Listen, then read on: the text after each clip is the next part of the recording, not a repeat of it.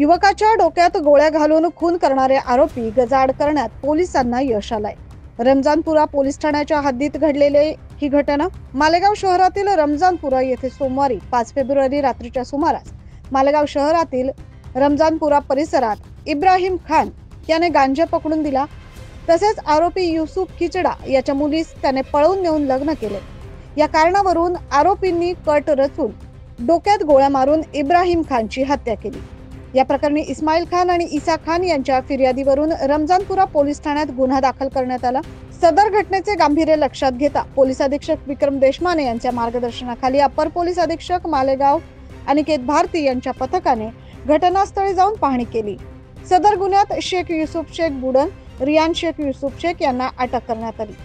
पोलिसांनी आरोपींची कसून चौकशी केली असता आरोपींनी गुन्ह्याची कबुली दिली आहे। मुख्य आरोपी रियान शेख युसुफ शेख याला पिस्तूल पुरवणारा शेख शहजाद याला छत्रपती संभाजीनगर जिल्ह्यातून ताब्यात घेण्यात आलाय। तसेच गुन्ह्यात वापरलेली मोटरसायकल देखील जप्त करण्यात आली आहे। वरील गुन्ह्यात नाशिक ग्रामीण पोलीस अधीक्षक विक्रम देशमाने, अप्पर पोलीस अधीक्षक मालेगाव अनिकेत भारती यांच्यासह पथकाने आरोपींना ताब्यात घेऊन गुन्हा उघडकीस आणलाय। सदर गुन्ह्यातील पुढील तपास रमजानपुरा पोलीस ठाण्याचे अधिकारी आणि अंमलदार करतात। 9 न्यूज महाराष्ट्रासाठी प्रतिनिधी अजित सय्यद।